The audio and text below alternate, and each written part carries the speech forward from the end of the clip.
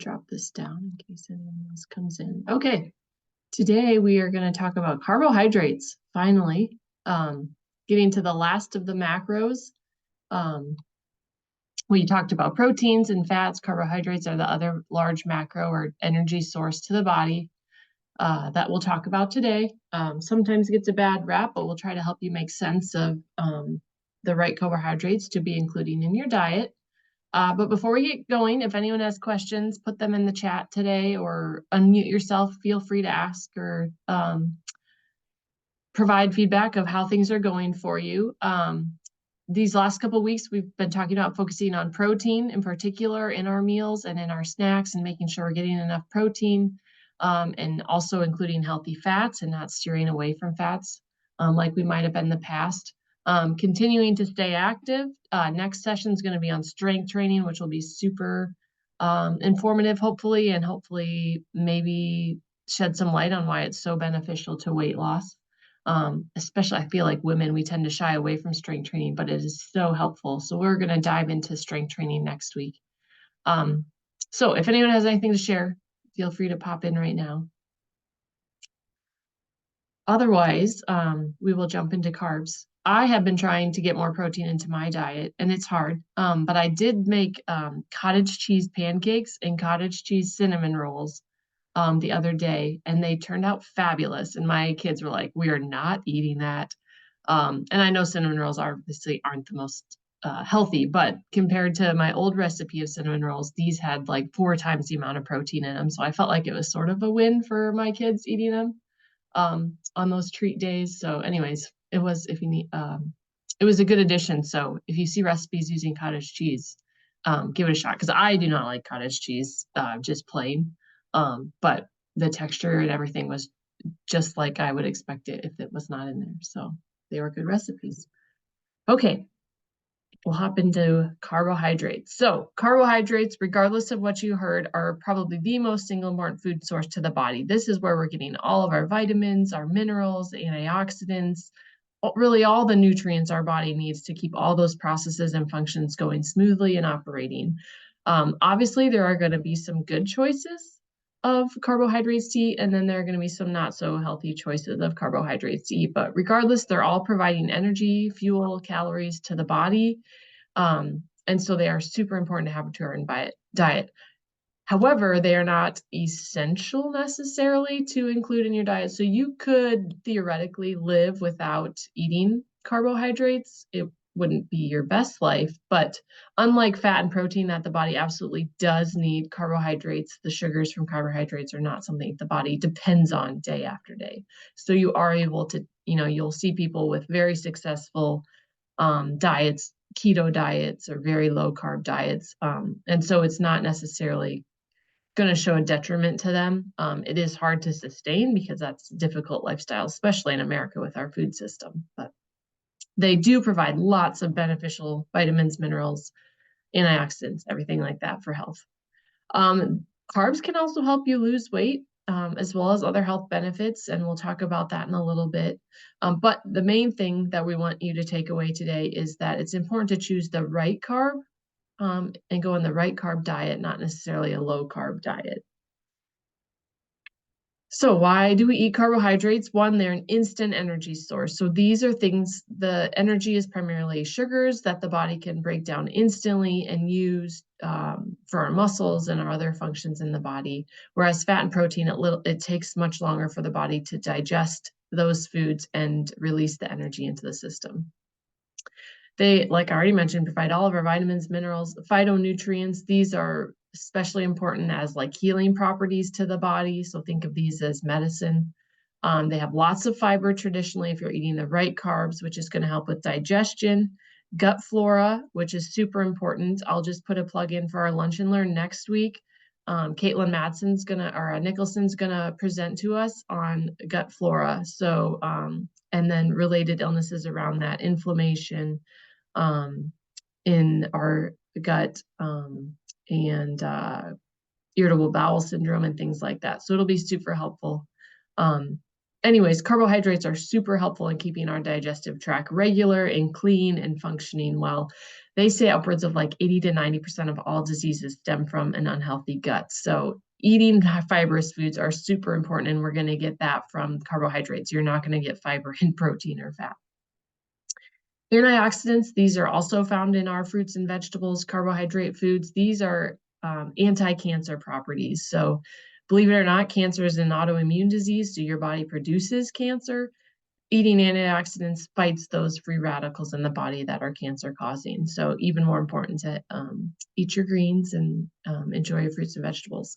And of course, there are fitness benefits to eating carbohydrates. One, they can, like I said, they provide quick energy for like power type of events and also help for endurance events because our body can store a lot of this type of um, energy. And so we can, if we bulk up, you might hear like marathon runners or something eating a lot of pasta or something before a big race. We're able to store a lot of that energy and then have it at our disposal for endurance types of events.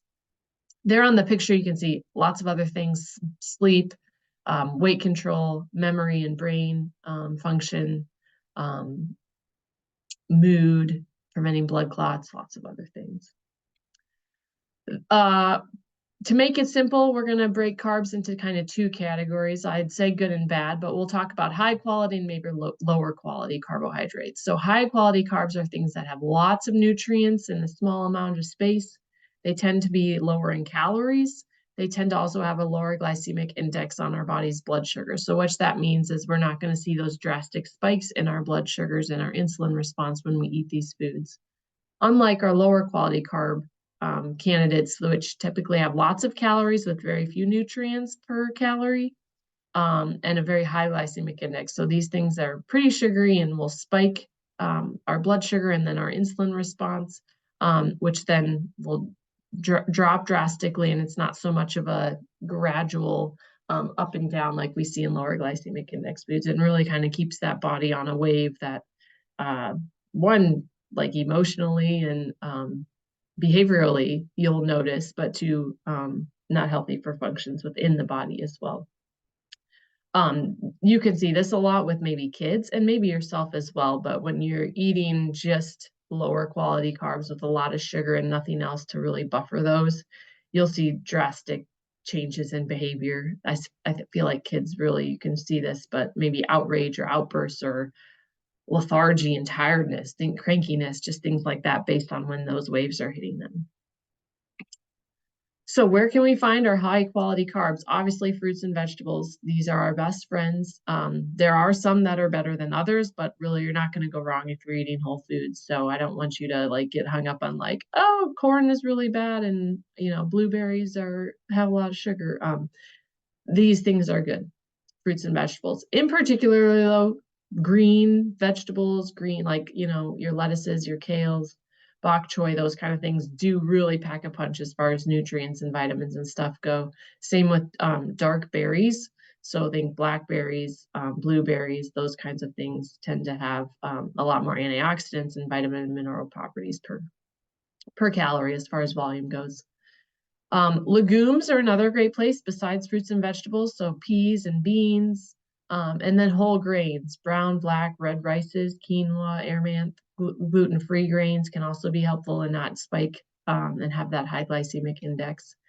There are also starchy vegetables and stuff, things like potatoes and squash. These are also good, in moderation. And we'll talk a little bit about resistant starch in a bit. Higher sugared fruits would include things like watermelons and grapes, pineapple, that kind of stuff. These are also good, but they do have a higher sugar content, so they're going to spike your insulin more than some of the other darker berries and stuff. Bananas are kind of on the spectrum. So a lower glycemic banana is going to be green versus a really ripe yellow, almost, black banana is going to be very sugary. So that's just the sugar changing the content of the fruit. So if you got a choice, go for the more green bananas than the really ripe bananas. Lower quality carbs, these are going to be basically our processed foods. So basically pretty much anything that's fast food or packaged or comes in a box is probably going to be a low quality carb food. If it has a really long ingredient list, it's probably a lower quality carb food as well. Dried fruits can also fall into this category. They have lots of sugar content with not a lot of the fiber and vitamins and minerals left in them. Pops, energy drinks, juices, pastas, breads, cereals, these all fall into the lower quality carbs. There are some things, oats and barley, that we're going to talk about here about resistant starch, which does make them a better choice when it comes to choosing quality carbs. And these foods obviously aren't taboo, but just, not something we want to go overboard on or focus on with our diet, especially if we're trying to lose weight or something. These are the things that are going to sabotage us more than anything. So you'll see a little asterisk by some of these things, noting that these are resistant starches. And I'm going to show you a video about what that means. But basically, I think way back when, I don't remember which lesson it was, they showed the composition of like carbohydrates. Maybe it was the diabetes one. And there are certain sugars that are considered resistant because the bonds do not allow them to break apart and the body can't use that energy. It's stuck. So things like oats and barley tend to be resistant starches. And so it is harder for the body to get that energy, and therefore it doesn't spike the blood sugar that fast, which is a good thing. Interestingly, I don't know the science behind this, but there are lots of starchy foods that become resistant after you cook them, cool them down, and then reheat and eat them, which is very interesting. So potatoes and squashes, oatmeal, rice. If you cook it first, or if you cook it and eat it right away, it's going to have a higher starch level than if you cook it, let it cool down completely, and then reheat it for your meal the next day or whatever. It turns into a resistant starch. I don't know why. I don't know the science behind it, but it doesn't spike your blood sugar and stuff. So this is particularly of interest if you're someone with diabetes or trying to manage your blood sugars. Sometimes those foods can be taboo, but if you cook them, cool them down, they develop into a resistant starch, and then you can reheat them and use them in a better way that's not going to spike your blood sugar. I think it's also similar in a slightly smaller scale along pasta as well, but pasta is not quite as healthy as oats and potatoes and stuff as far as nutrition goes. But anyway, interesting tidbit. So how many carbs should we be eating? Totally depends again on, what your goals and health needs are. But in general, at least half of our plate should be full of carbohydrates. And these hopefully are the right carbs, lots of fruits and vegetables. A good rule of thumb is to always try to pair your carbohydrate with proteins and fats. That way you've got some sort of buffer to the body and it's not fully spiked with sugar and then left empty for a while. There's sort of this gradual release of energy between the sugars and then the proteins and fats. Also, if it can have fiber with it, that also helps to act as a buffer as well. So choosing those high fiber carbs when you do eat carbohydrates is helpful as well. And obviously fruits and vegetables are going to have lots of fiber, but your more whole grain types of products are better choice than the white and refined versions. If you're someone who's just looking to kind of maintain where you're at, typically around 50% of our calories are from carbs. But if you're in the weight loss category or maybe trying to trim a little bit, you're going to want to try to eat a little bit less of your calories from carbs. It's still probably going to take up a big portion volume-wise because there's not a lot of calories in carbohydrate foods. We're going to get most of our calories from protein and fat. But if you're counting in numbers, maybe between 25 and 40% based on your goals. If you're someone who's trying to manage diabetes or neurologic disorders and stuff, they have found pretty much good success on eating lower carb, right carb diets, and helping with some of those issues too. So sometimes those diets can be a little lower on the carbohydrate scale. I just wanted to pull this chart back up because we went over this few sessions ago, kind of the breakdown between fats, protein, and carbohydrates. So again, based on your goals, you might be able to gauge where you're at. And if you're still using MyFitnessPal or something, hopefully you can look at this and gauge, where your macros are falling. And if your goal is somewhere in one of these ranges, hopefully you're aligning with that on your FitnessPal or whatever you're tracking. Okay, I'm going to show you about a 5-minute video here, and then we will wrap it up.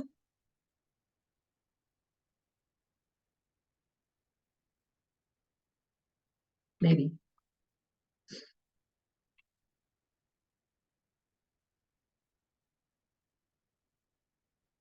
Okay, he doesn't want to play.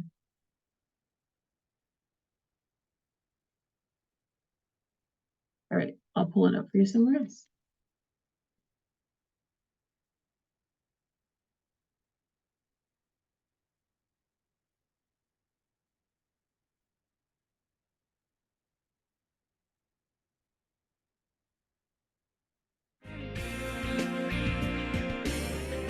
Hi, this is Dr. Mark Hyman. Welcome to my weekly house call, your chance to ask me your questions. And this week's question is, Dr. Hyman, I'm so confused about this low carb, no carb, high carb. I don't get it. What should I be eating? Are carbs bad for you? Are they good for you? What should I eat? Well, I've got something surprising to say to many of my listeners who've been following my work for a long time.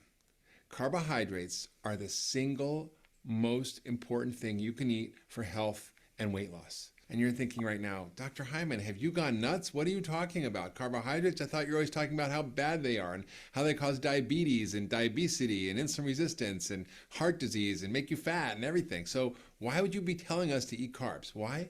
Because all plant foods are carbohydrates. And when I'm talking about carbs, I'm talking about the good carbs, or what we call slow carbs.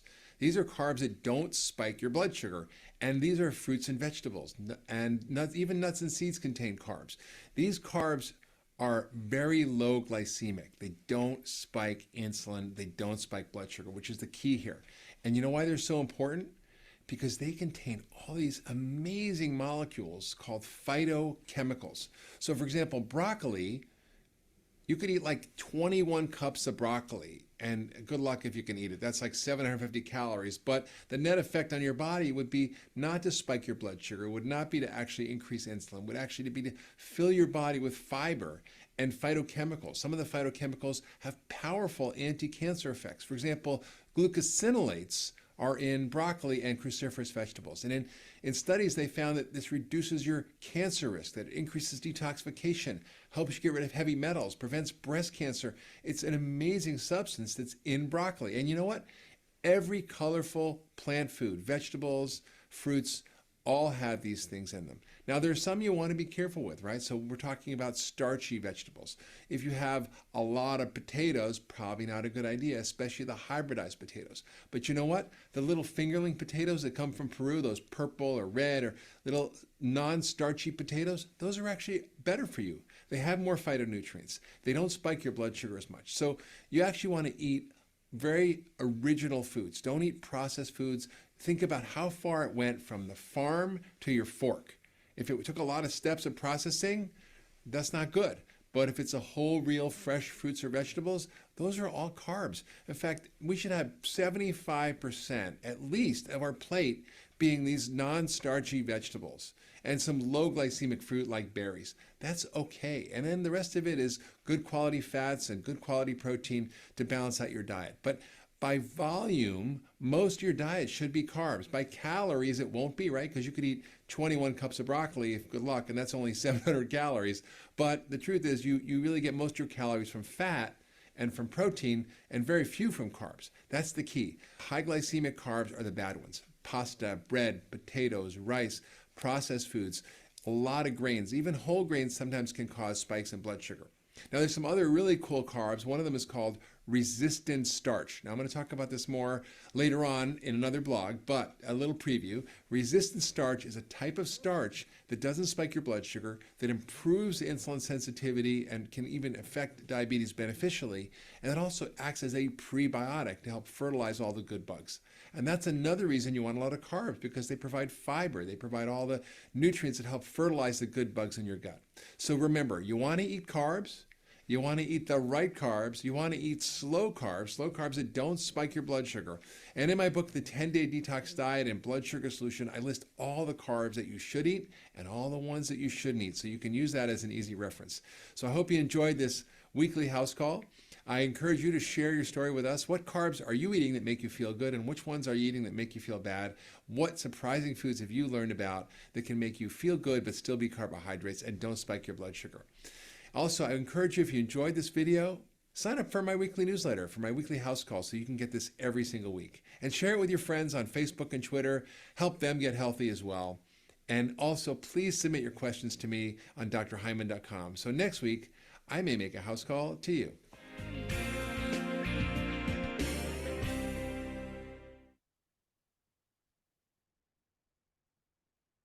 Okay, sorry about that glitch.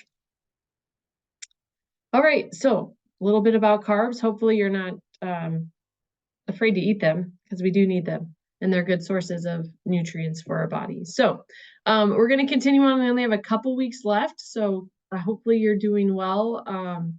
Tracking things with your diet this week, you can choose whatever you want to track, whether you're struggling with carbs or you need to get more protein in your diet, eliminate processed foods or added sugars. You pick what you want to track.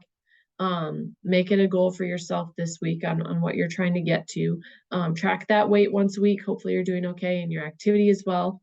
And then next week, like I said, we're going to focus on strength training, which is super important, especially if you're looking for a good way to lose weight. And maybe you struggle on the diet side of things. Strength training can kind of help make up for some of those slips by building a lot of lean muscle and getting that metabolism really revved up. So we'll dive into strength training. I do want to put a plug. Next Wednesday at 11:30, we're having our lunch and learn. And I know this starts at 12 o'clock.